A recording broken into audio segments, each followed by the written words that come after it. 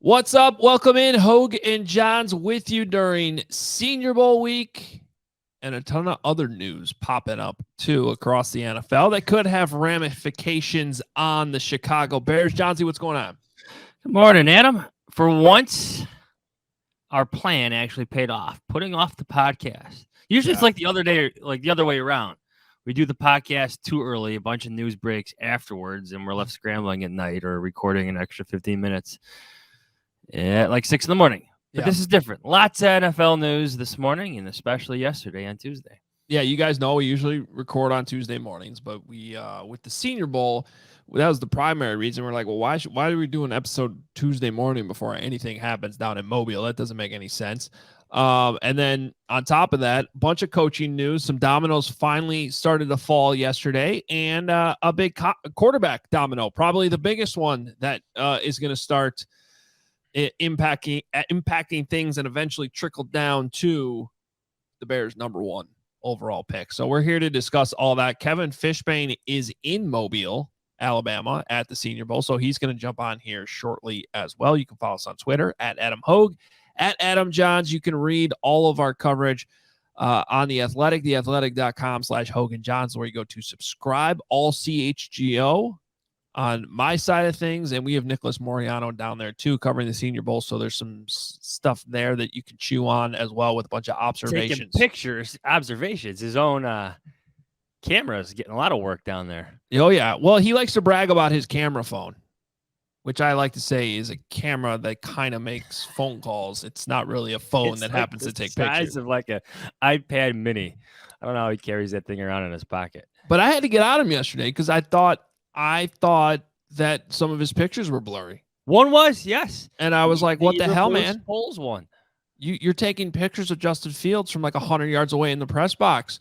And it looks like, you have like a Nikon $7,000 camera, but you can't take a picture of Flus at the Senior Bowl and not have it blurry? What's going on here? Get it together. Also, there's a controversy brewing. I'm not sure if you're aware of it. But Nick got burnt like a lobster yesterday. And apparently Kevin Fishbain had sunscreen and didn't offer it to him. So I don't know. We might have to ask Kevin about this. Well, Nick's a grown man. He could ask for it. I agree, but Kevin's a nice guy and somewhat of a that is the veteran move though by Kevin Fishbain. He's been to Mobile before. He's been on those bleachers. He knows sitting around for a long time underneath that sun, albeit 70-degree weather, not exactly hot. It'll get you after a while, especially after coming from this cold. All right. Well, Kevin gets sunburned when it's 5 degrees in Chicago. I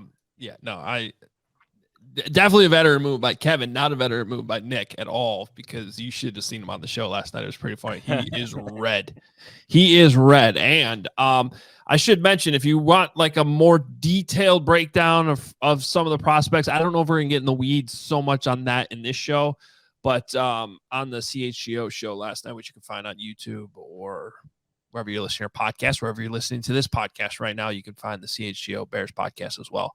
And we talked a lot about individual prospects. I'm sure Kevin will have some of that too with us today. But let's start with some of the news around the NFL and how it impacts the Bears. I think the biggest thing we got to start with this morning is Tom Brady's second, perhaps official this time, retirement, as he announced it on a cloudy beach in Florida this morning. I thought that was a funny visual. Connor Orr had a great tweet. He's like, imagine just like walking on the beach one morning and Tom Brady's retiring over by the dunes. He's like, I don't like that one. Delete that one. Cursing at himself for messing up. Do you believe it? Do you believe him? For some reason, I do. I don't think that he would have done it so quickly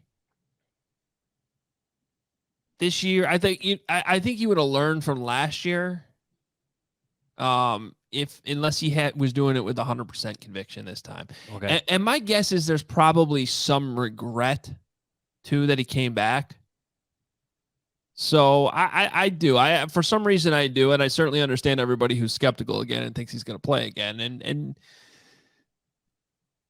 Maybe he does in like 2 years. Maybe then he gets that itch. I don't know. Maybe he pulls a Michael Jordan, but I don't think he's going to be playing football this coming season. I think it was Peter Schrager who reported that video was actually recorded a couple days ago. Oh, okay. That he's been sitting on it, and so I don't know. He already lied. Who? He Brady? presented that like, "Good morning. I'm just on the beach. I'll just knock this out right now." Yeah. It's actually like, rainy and cloudy in Florida where he is. Oh my goodness. I'm not sure, but I felt like all day yesterday, like my sons will put on Get Up when they get up in the morning. It's what you wake up to here in the Jahns household, and sometimes we'll switch the NFL Network for Good Morning Football. But I felt like all day yesterday was like a conversation of Tom Brady and the 49ers. Did you see that too? Like on Twitter? Yeah, there was Athletic. a lot. Yeah. A lot of connections here with the Brock Purdy injury, the torn UCL, and him being out 6 months, and what they're doing at quarterback, Trey Lance, Jimmy Garoppolo. Well, here's Tom Brady. All day long, they talked about them and Tom Brady. It does feel real to me, and it is a domino that falls. It's one for the Raiders, too. Last podcast we did, Jeff Howe talked at length about how the Raiders had this in mind, had Tom Brady in mind when they sat Derek Carr, ready to move on. So it's something to watch, especially for the Raiders, having a top 10 pick. Yeah, because they could be a team that wants to trade up potentially. And the more options on the table, the better for the Bears. So by removing a veteran option, theoretically, at least in some percentage points, that should help the Bears' case. Yeah. Oh, you mean taking away options? Less options, the better. Yeah. That's what I'm saying. If you take away a veteran option, that means you're increasing the options or the odds, percentage, whatever, of a team needing to trade up by removing one of the veterans off the market, perhaps the biggest one, at least the one that I think. Like Tom Brady's sort of like the Sean Payton of the coaching world, right? Like, yeah, there might be a team like the Panthers that just says, no, we're not going to get him. We're going to go hire Frank Reich. But, you saw yesterday when the Sean Payton thing finally got worked out, then DeMeco Ryans, and now we're on our way, right, with some of these coaching moves. I think Tom Brady's the same thing. Like, I don't know that anything was really going to happen with the trade market, or anything in the quarterback market until Tom Brady made up his mind. Okay, so you're John Lynch. What do? You have a team that just reached the NFC Championship game with Brock Purdy, Mr. Irrelevant. Do you stick with the Trey Lance run here? Do you give Jimmy Garoppolo another go? What do you do? Do you trade for Aaron Rodgers? You have the best team. You need a quarterback. What do you do? Well, I think that depends a lot on how confident you were in Trey Lance when you arrived at Soldier Field in week 1. Were they still all in on him? And did they get enough of an evaluation in 1.5 weeks or whatever it was, less than that, to feel confident that the guy they traded, was it 3 first-round picks to go up and get, can still get the job done? I think that's a risky move. But here's what I wonder. Because Brock Purdy's a risky move too. It's a 6-month process for Brock Purdy. It's February 1st right now. Yeah, because he tore his UCLA. What's that, August? His UCLA. He tore his UCLA? UCLA. Well, there goes a college, but UCL. His UCL. His ulnar collateral ligament. Ooh, very good. So apparently quarterbacks don't need like full Tommy John like a pitcher would, which makes sense. I mean, you're not throwing curveballs and 100-mile-an-hour fastballs. Well, you are throwing the football a lot and throwing it hard. But yeah, let me ask you this. Do you think that the 49ers could have won that game if Brock Purdy doesn't get hurt? I'm not sure they do. I feel like I feel like I'm in an extreme minority, but I do think they would have had a chance. Everyone just seems to be, okay, final score was a lot to a little, so the Eagles were going to win no matter what. I don't necessarily believe that. It would have been a better game, but I still think Jalen Hurts and that Eagles team, which is very, very darn good, would prevail. But yes, it would have been a more competitive game, maybe a one-score game. Definitely more interesting than what we all watched on Sunday. Right. What do the Raiders do? Sorry. Moving along the dominoes here. Like who would be more aggressive? Las Vegas or San Fran? The Jets. If you're the 49ers, would you rather have Aaron Rodgers or a combination of Trey Lance and Brock Purdy? Well, Aaron Rodgers. But did you just part with, again, how many picks to get Trey Lance? But what if the Packers like Trey Lance? What if they'd rather roll with? Because I'm sorry, we've been well documented from day one on this podcast. I do not believe Jordan Love is good. I believe if he was good, he already would have been. May not be good. Trey Lance has barely played football in 3 years. That's the thing that sucks about the Trey Lance thing, because like that was a legitimate knock on him when they drafted him. Didn't play in 2020, and already didn't have that much experience. He was more like I'm forgetting the exact game started, but he was more towards the Mitch Trubisky end of things. So now you add 2 more years where he essentially hasn't played. I still think he's good, though. You know what I mean? Like, I like Trey Lance. I like that quarterback. I was high on him coming out. It just sort of was an unfortunate situation. The safer, more affordable route, 49ers is sticking with their trio, is it not? I think Jimmy Garoppolo's come out of contract, but I don't think Jimmy's staying there. No. Raiders? Remember the thing? Is he their plan B now? Maybe, but, Jimmy's got his own injury questions, right? Yeah. I mean, that complicated last year when he needed the surgery. He kind of didn't tell them he needed the surgery. Then he has the surgery. I think that ended up being a big reason why he ended up in San Francisco when it was all said and done. But then he gets hurt again during the season. Yeah, so it'll be interesting with Jimmy Garoppolo, Jahns, because he's another. I don't know if he's very high on the list of dominoes to fall with the quarterbacks, but he's probably somewhere on that list. He might be the best free agent. You have the 2 trade guys in Aaron Rodgers and Derek Carr, but best free agent? Yeah. Jimmy G, Mitch Trubisky? Which, again... Did Mitch get a 2-year deal? I think so. And then Lamar Jackson, too. That thing is interesting as well. Because that could be an option for the 49ers, potentially, depending on how that all shakes out. There's no way Baltimore is letting him out. Yeah, Trubisky got a 2-year deal. So Jimmy G, I would say, is the best free agent out there. Yep. What's the first thing you do when you wake up? Is it checking up on your credit score? Didn't think so. At Chime, it's exactly what they do. With the secure Chime Credit Builder Visa credit card, you can start to build credit with your own money. Chime reports your payments to credit bureaus to help you build credit over time. The members see an increase of 30 points on average. All of this with no annual fees, large security deposits, or credit checks to apply. So start your journey with Chime. Sign up takes only 2 minutes and doesn't affect your credit score. Get started at chime.com/Adams. That's chime.com/Adams. One more time, that's chime.com/Adams. The Chime Credit Builder Visa credit card is issued by Stride Bank North America pursuant to a license from Visa USA Chime checking account and a $200 qualifying direct deposit required to apply for the secured Chime Credit Builder Visa credit card. Regular on-time payment history can have a positive impact on your credit score. Impact the score may vary, and some users' scores may not improve. Out-of-network ATM withdrawal fees may apply except at Money Pass ATMs and a 7-Eleven or any Allpoint or Visa Plus Alliance ATM. Hey, newsflash, gentlemen, and this is important. I need to listen to it too.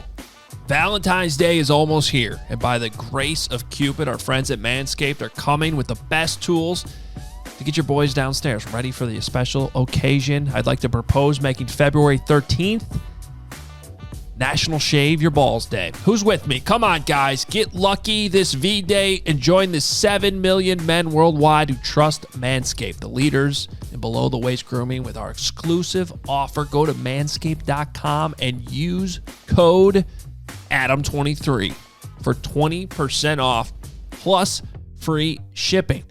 Holidays went by so quickly. Did you remember to take care of your package with the best tools for the job? Well, if you didn't, you better take care of it here with Valentine's Day. And the headliner in this package, it's great. The Lawnmower 4.0. The trimmer's advanced skin-safe technology. It really works. Reduces cuts and nicks. Even has a 4,000K LED spotlight, which really helps. So you can shave anywhere your heart desires. Helps with the, oh, come on. With what we're dealing with here, you got to have light. You got to be looking at what you're aiming at, right? Did I mention that it's waterproof too? That's important as well. And it includes the Weed Whacker, the nose and ear hair trimmer to whack all the worst of your weeds. Manscaped even threw in 2 free gifts: their Shed travel bag and anti-chafing boxer briefs to keep your boys stored comfortably.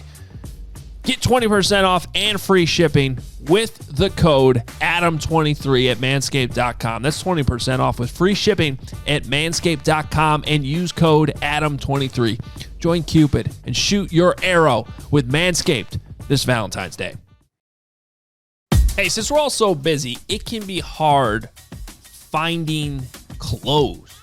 And not just clothes that you like to look at, but that actually fit you the right way. Well, men's closets were due for a radical reinvention, and Rhone stepped up to the challenge. Rhone's commuter collection is the most comfortable, breathable, and flexible set of products known to man, and here's why. Because Rhone helps you get ready for any occasion with the commuter collection, which offers the world's most comfortable pants, dress shirts, quarter zips, and polos. You never have to worry about what to wear when you have the Rhone commuter collection. Their comfortable 4-way stretch fabric provides breathability and flexibility that leaves you free to enjoy what life throws your way, from your commute to work or your 18 holes of golf. Man, I can't wait to get back on the golf course. I have a pair of Rhone pants and a button down that I love because you can pretty much wear it anywhere. You can dress it up, dress it down, wear it golfing. You really can, because of the fabric and how comfortable it is. The commuter collection can get you through any workday and straight into whatever comes next. Head to Rhone.com/Adam. Use promo code Adam, and you'll save 20% off your entire order. That's 20% off your entire order when you head to Rhone, RHONE.com/Adam. Use code Adam. It's time to find your corner office comfort. All right, well, I believe we have Kevin Fishbain standing by for Mobile, Alabama. Only a little bit of sun for Kevin. He used his sunscreen responsibly. Always. Unlike Nicholas Moriano. I did, but I missed like one part of my hand.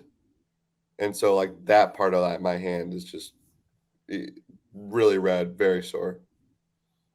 How do you miss when you're built like me, you can't miss a spot. You gotta like you use your hands to put it on you. I know. I don't know. Okay. You'll be fine. You'll be fine. I'll survive. Fresh out of a Luke Getsy press conference, right?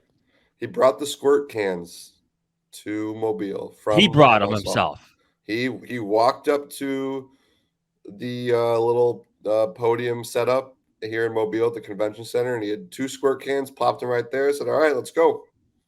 What was the ratio of Justin Fields questions from the Chicago media versus, I don't know, Max Duggan questions? I don't even know who he's coaching right now. I don't think he knows who he's coaching. Those quarterbacks were so bad yesterday; it was unbelievable. They were bad yesterday. Yeah. Yeah, it was a decent amount of Fields questions, and there were a few stuff about he had some stuff about the wide receiver. I got my roster here, guys.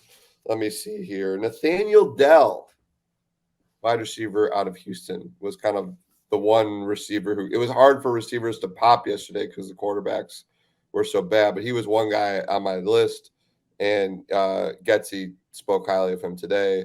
So everybody listening, put him in your mock drafts. It's all set. Round 3? Yeah, sure. You tell me. I have no idea. I'll ask Dane Brugler when I see him today. But no, I mean, I'll say this about Getsy. He is enjoying like he like this is like certainly more work than a lot of coaches don't come to this, and the ones that do are just kind of watching in the stands and scouting. But Getsy's got to work. I mean, he's got to run an entire practice and be in team meetings all day, but he's making sure to enjoy this thing, and I give him credit for that. How much of the Bears staff is down there? Well, you've got the 4 coaches, got Matt Eberflus, but they didn't bring the whole coaching staff down. I have not seen. No, I have not seen. I don't think any of the other Bears coaches, but Eberflus was here. You guys probably saw the pictures. He was with Poles and Ian Cunningham. And Eberflus is the type of guy, he's talked to us about this before. Like, he likes being on the field with these players. Like, he's the type of, real football guy. Mike Tomlin's one of those guys. Tomlin was like on the field, I think, for both practices. Mike Tomlin was like coaching yesterday. It's like, dude, you're not on the coaching staff. Get out of here. He's like running drills and shit. True football guy. He can't help himself. I always like the clips of Belichick, like in his jeans and like a hoodie. Just can't help himself with the defensive lineman running him through certain things and technique. Well, I think, Hoge, you'd appreciate this. The national team practice, which is not Getsy's team. So Carlos Polk, who's the Bears assistant special teams coach, he's the special teams coordinator for the national team. He is he's a loud guy. He gets after it. And there was a lot of special teams work for that national team in practice yesterday. Nice. So a good opportunity for Polk. Guys, again, he's been an assistant special teams coach for a long time in this league, and he gets to get a little bit of a cool opportunity here. How much like evaluation time you think Luke Getsy is getting in? He draft wise, I'm talking. Yeah, he kind of told us yesterday that he's trying to almost take a step back every once in a while and evaluate. Like, he'll be like, all right, I know I'm coaching, but hold on, let me actually take a look at this guy's, his burst, or let me take a look at his route running, or let me take a look at this offensive lineman stance and footwork. So he's trying to mix it all. But it's interesting too, because like, he was very upfront with this. He goes, my number one goal here is to use this opportunity to help make the Bears better. Like, the main story, I feel like, was, hey, this is someone who wants to be head coach, and this is a great opportunity for him to run the show. But he was like, I'm not losing sight of the fact that, like, I can give Ryan Poles, Ian Cunningham some extra insight in how these guys think. Because for Getsy, and I know this is going to sound a little bit like what we did 5 years ago, right? When Fox's staff was, or 6 years ago, when Fox's staff was here. But like, for Getsy, it's like, I get to see these guys in the meeting room. We do the install, and then I see how they apply to the field. So like, you don't necessarily always get that from college evaluations. So it just gives them, whether or not that leads to anything, who knows? It led the 2017 Bears to Jordan Morgan. Yeah. Yep. Well, I also never got that John Fox actually wanted to be there in Mobile and do what he was doing. Getsy seems to be enjoying it. I think he's liking it. He likes the opportunity. No, I appreciated him saying that though, because obviously that is the main point of the Senior Bowl, is to evaluate these players that are there. And I don't think the Bears did a great job of that last time, because they passed on a lot of really good players like Cooper Kupp and drafted Jordan Morgan. So there's that. We were just in the middle of a conversation about the quarterbacks, but we didn't really, with Tom Brady's retirement this morning and how the trickle down effect. Before we get back to some of the Senior Bowl stuff, just what was the reaction? I guess you were there, I think, in the middle of Luke Getsy's practice when the Sean Payton news came down.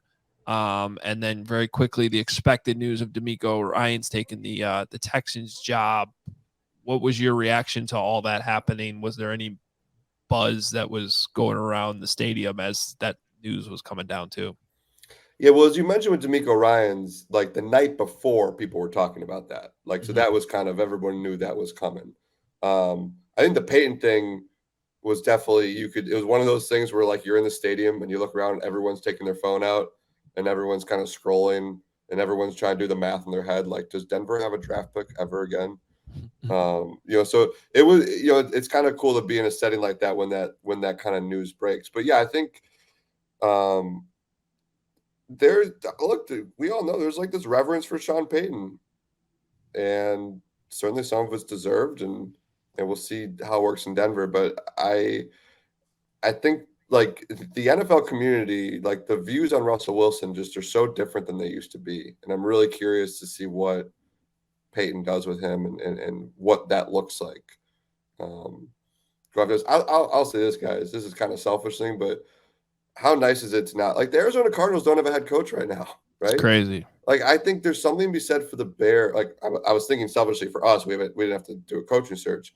We didn't have to do a coordinator search either, right? There were 13 offensive coordinator openings around the league, and for the Bears to be like for Ryan Poles to be the Senior Bowl, he has his personnel staff. He didn't lose Ian Cunningham, Matty Berflus. They have to make one hire to their coaching staff, or one bigger hire to the coaching staff. There's probably gonna be other assistants to come through, lower level assistants to come through and go. Like they have their crew, and look, obviously you don't want to be the 3-14 team, but there's something to be said about having that continuity and getting to be here in Mobile and not have to worry about all that stuff that's going on with some of these other franchises. Let me ask you something quickly about DeMeco Ryans. You got a 6-year contract. Yeah.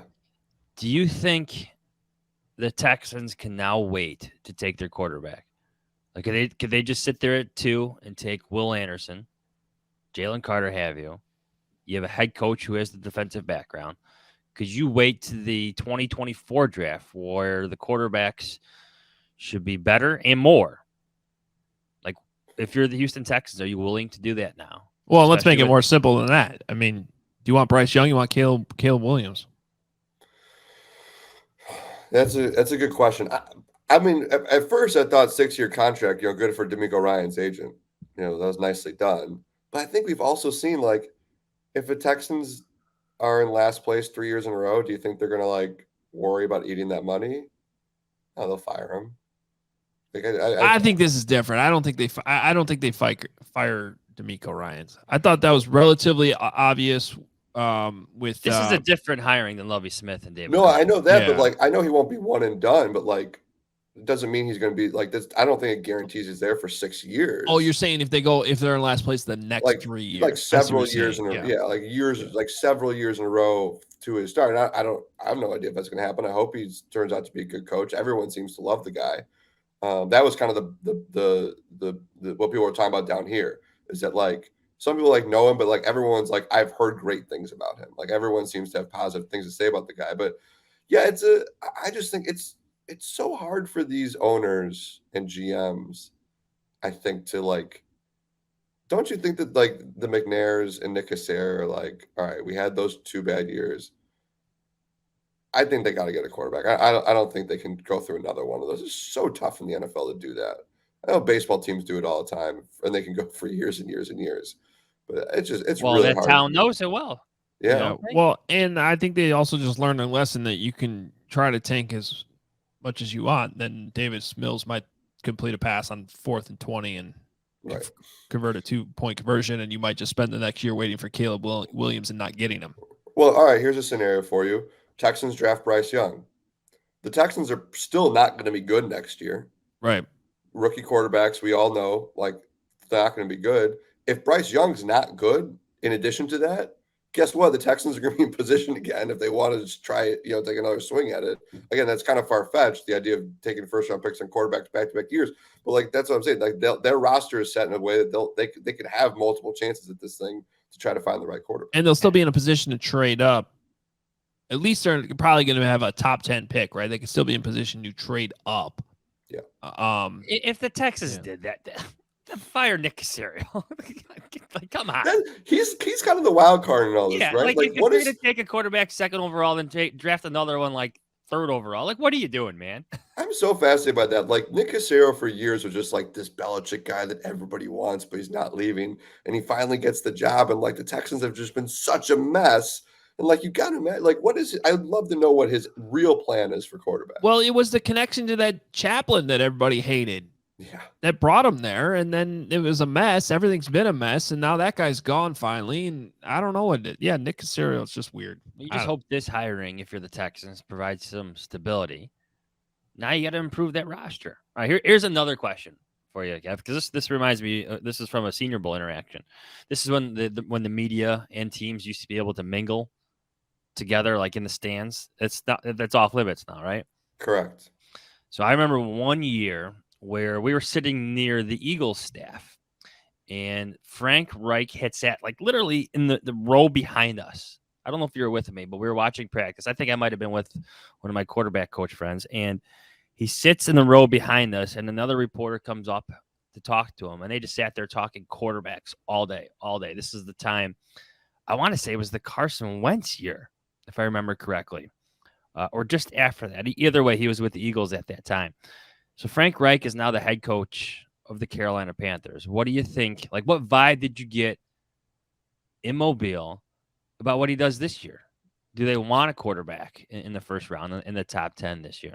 You have more than one quarterback coach friend? I do. Okay.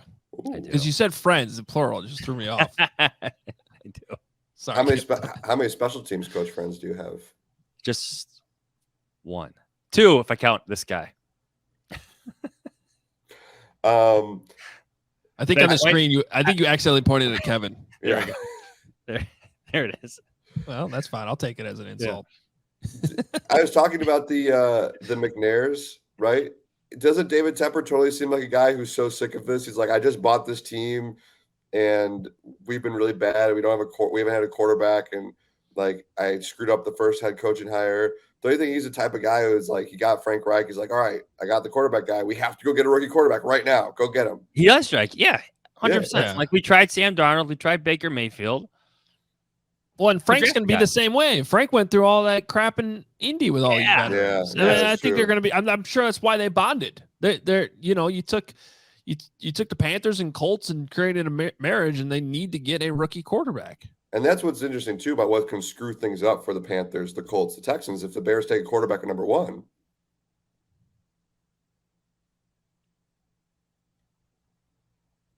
Did you just freeze there? What just happened?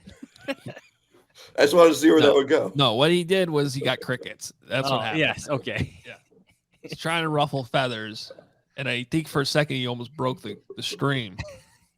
But what just happened there? He really did freeze to a point where we thought he was frozen. Yeah. It was pretty impressive, wasn't it? It was good. It was good. Back to Sean Payton real quick. Our friend Jason Wilde in Green Bay had a great tweet yesterday. Didn't really think about it this way. He tweeted a photo of Sean Payton with another coach, which I'll reveal in a second. But he said the guy on the left, who's Sean Payton in the picture, is 161 and 97 all time, including the playoffs, with 9 playoff appearances, 1 Super Bowl appearance, and 1 NFL championship. The guy on the right, 166, 107 and 2, so a similar record, with 11 playoff bursts. That's 2 more than Sean Payton, 1 Super Bowl appearance, 1 NFL title, the same amount as Sean Payton. The guy on the right is Mike McCarthy. And Jason said perception is a funny thing. Oh. Well, he was a McCarthy guy in Green Bay then, huh? Well, maybe, but he's just a stats guy. It is an interesting thing. It's like Sean Payton is considered like this saint, pun intended, among coaches. And Mike McCarthy gets laughed at all the time. And McCarthy's resume, actually based on that, is actually, pretty much the same. I like this from Kent. Hold on. We say in our pod that McCarthy is Peyton with the worst marketing department. That's pretty good. Is Sean Payton the Aaron Rodgers of head coaches? The 1 ring, but it's like Sean Payton.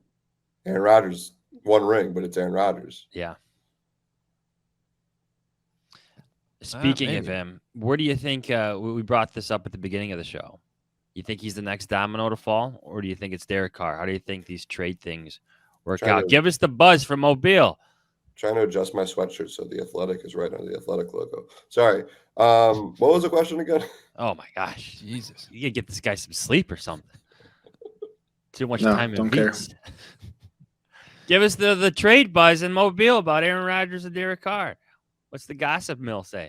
Well, the Derek Carr buzz is like the Raiders people. It's so weird for them that he's going to the Pro Bowl, and I think I was, I think too with the Raiders, it's like there's going to be a moment where you have to recognize that the guy did a lot of good things there. The franchise just didn't win a whole lot of games, and in the end, they had to move on.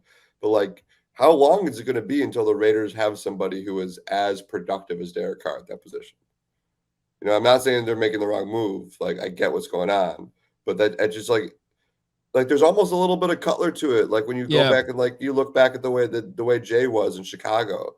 I think like Carr was fine, but never good enough. And you need you just have to keep going. Getsy said something today about I was asking about the Hurts and Mahomes being in the Super Bowl and what Fields did and like just the athletic quarterback explosion that we've seen over the past couple of years.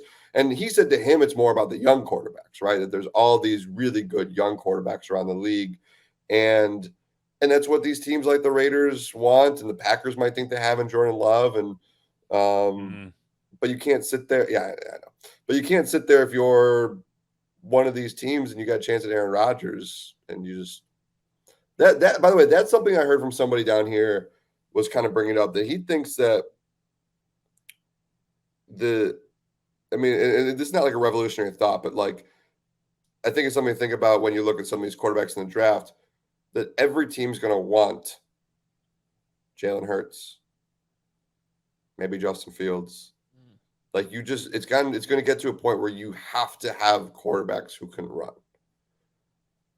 And that, I don't know, like Will Levis, maybe if that's the type of guy. I mean, CJ Stroud, we saw he ran really well against Georgia, but he didn't run like the rest of his career. Maybe he's going to be like a Fields kind of thing with that the way Ohio State offense is. But that was also kind of the scuttlebutt down here is that people talking a lot about the Chiefs-Eagles Super Bowl and just like it really helps when you have these guys that can, on 3rd and 8, they can run. All right, before we get to these prospects, one more scuttlebutt question for you. Did you see Chris Ballard holding any interviews for head coaches in the stands at Mobile? I did not. Have I seen? Well, I guess are they there? Are they even there? I was going to say, I haven't seen anybody in Colts gear, but I guess it would make sense. They don't have a coaching staff. I'm sure there's scouts. That's wild. Think about that. Did JJ Stankovitz get an interview yet? He should. Is he scouting for them right now? Who'd be a better head coach, JJ Stankovitz or Jeff Saturday? Ooh. Was Jeff Saturday there just randomly roaming around? I wouldn't be surprised if he was here doing ESPN work. or looking for his next job. Well, you guys do know the Senior Bowl is kind of like an unofficial job fair. Right. For coaches. Remember when we were here in 2018, like we saw Matt Nagy doing interviews. My favorite one is watching Mark Trestman interview Sean Desai. That's right. Sean Desai got his for like an hour and a half at the top of the stands at Lad Peebles Stadium. They're not there anymore. It's not still there anymore. Yeah. But was that Trestman's best hire? One of them. Well, who would the other one be? Mel Tucker. Who would the other one be? In terms of future earnings, Mel Tucker. Yeah. Good for Mel. I mean, but I would say that had a lot to do with his smart decision to go back to the SEC, work at Alabama and Georgia. Mm-hmm. But I mean, hey, Aaron Kromer's still in the league. It's true. Was he? He was on that Rams staff that won the Super Bowl, wasn't he? Actually, I think the last time I talked to Aaron Kromer was on a flight to Mobile. Hey, Hoge, what's your Matt Nagy game plan for Super Bowl week? What do you mean?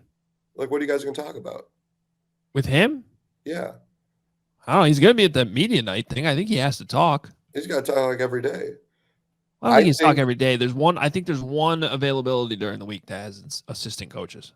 Ask him about that 2018 Giants game and the timeout before halftime. Okay, I'll do that for you. I'll be like, hey, Matt, Kevin Fishbain has a question for you. He wanted me to ask you this. There was a game in 2018 where you called Ask him about Tariq Cohen's usage in the playoff loss. Oh, boy. Oh, that was another one, yeah. Here we go. Hurt. Ask him about kicking on 2nd down against the Chargers, or 3rd down, whatever it was. Ask him what he really thinks of Trey Burton missing that game. We should do a podcast where we have Mark Trestman and Matt Nagy come on, and we only talk about kicking on 2nd down. This podcast is taking a dark turn, everybody. I apologize. It would be interesting. I think For who? For me, mainly me. For who? And then we get Robbie Gold on too and get his thoughts on it. All right, Kev, as you were watching Flus and Poles in action there, which positions were they drawn to the most?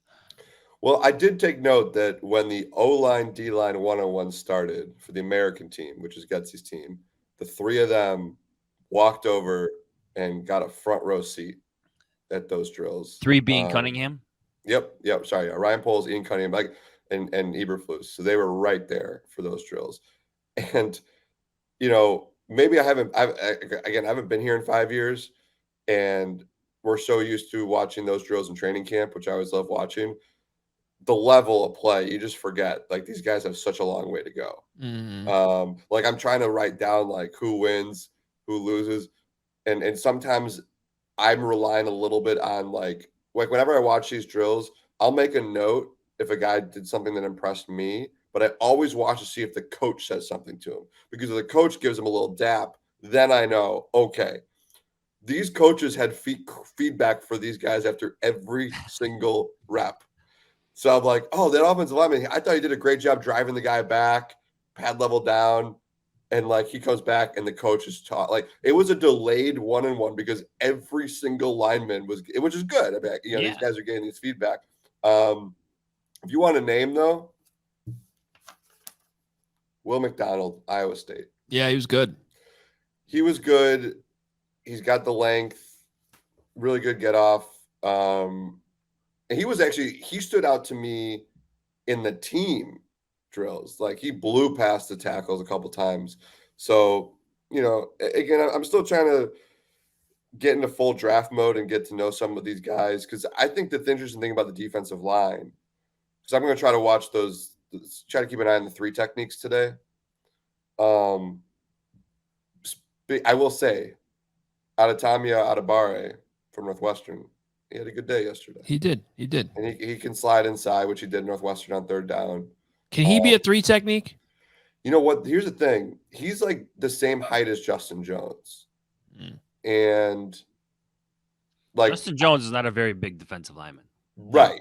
So that's going to be maybe the limitation on him in the NFL is, because he's going to blow up the pro day. Like, he's going to have really good, and the combine, he's going to have really, really good athletic numbers. But the question is, how much is that height going to impact him? So he's trying to show his versatility down here. But because I think it's so important to watch the line play from a Bears perspective, because if they draft Will Anderson, guess what? They still need like other defensive ends. If they draft Jalen Carter, they still need other defensive tackles. Like, I think those are positions that you can get a guy in free agency, a guy in the draft, and another guy in the draft for D end, D tackle, offensive line, wide receiver. You talk about all those premium positions. Like, those are like, you triple down on them.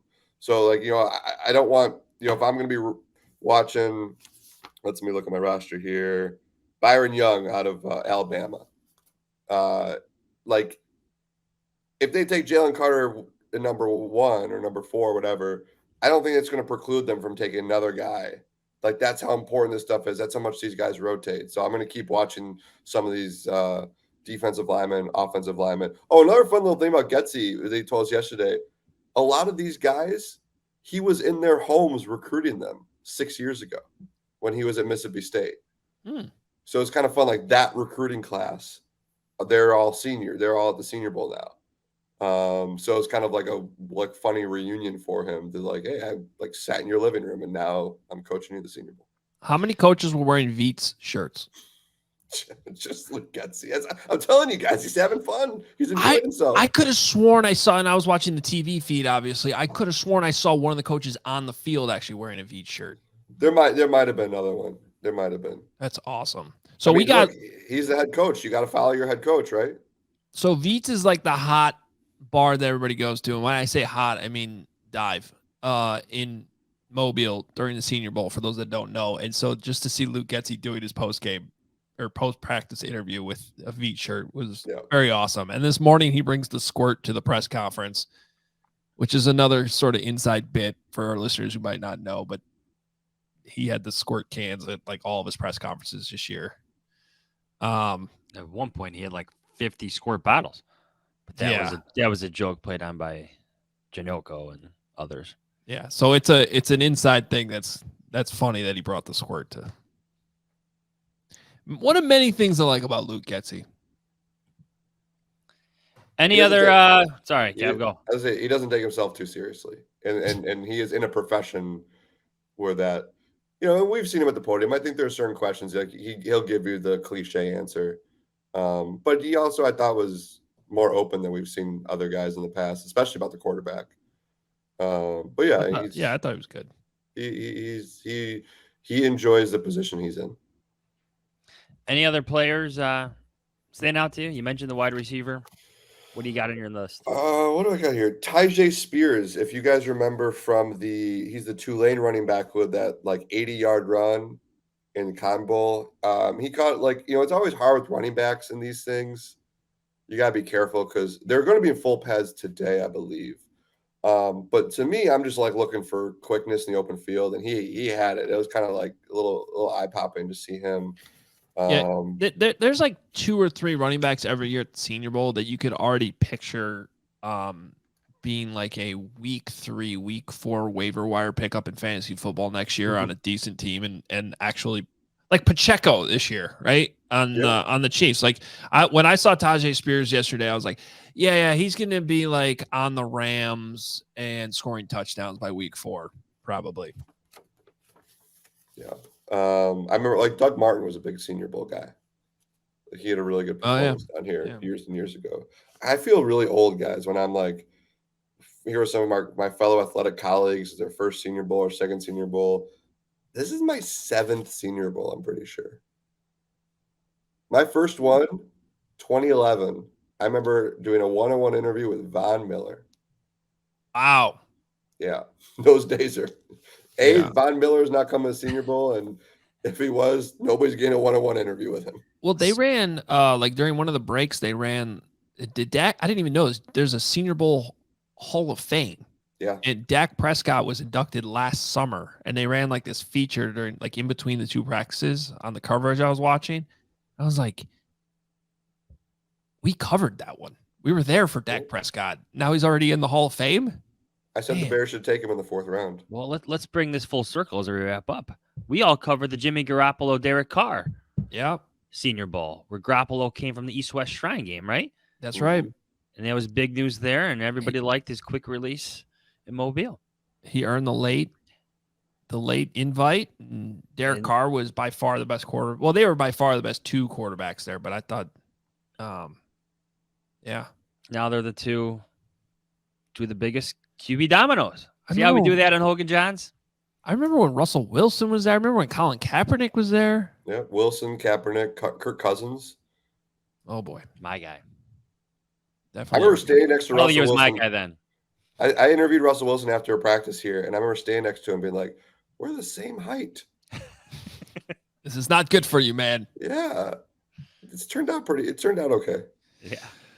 All right, Kev, appreciate it. Great work down there. And I know you got another practice up here, like an hour and 15 minutes. So thank you, man. Yeah. Thanks, guys. Is it still nice out with the sun and stuff? It's a little overcast today. Okay. Help Nick Moriano's skin. Yeah, get him. Maybe pick up some aloe for him on the way to practice if you don't mind. You guys got it. CHGO will reimburse you. I'll make sure I sunscreen my hands better today. All right, Kevin Fishbain. Follow him on guys. Twitter at KFishbain. All the coverage up on theathletic.com/HoganJahns. There he is. There you go. All right, Johnsy, anything else before we get out of here? No. A lot of dominoes to fall. The Colts still need a head coach. Cardinals still need a head coach. So, yeah, it's the NFL, man. That was an interesting point you had on D'Amico Ryans and the timing of that contract, and how does it lessen the urgency of the Texans at all? I think that's an interesting point. I hadn't really thought about it. My reaction is yes. You think it does? Yes, it does. Don't you just feel like Houston's going to riot if they don't get a quarterback here soon?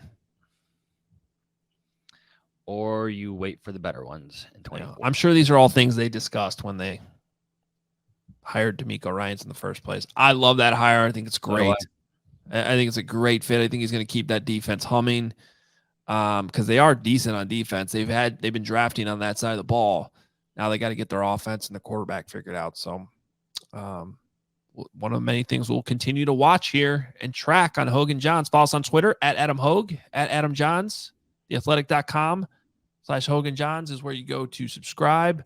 And you can get all of our coverage on CHGO. We have nighttime shows all this week breaking down these practices with Nicholas Moriano down there as well. So if you want more in-depth coverage from the Senior Bowl, make sure you check that out. It's all on YouTube. Hoge and Jahns, CHGO Sports. You should be subscribed to both. You should also be checking out our merch at obviousshirts.com. Appreciate all the love and support. Please rate the podcast. Please tell a friend, most importantly, as we like to say.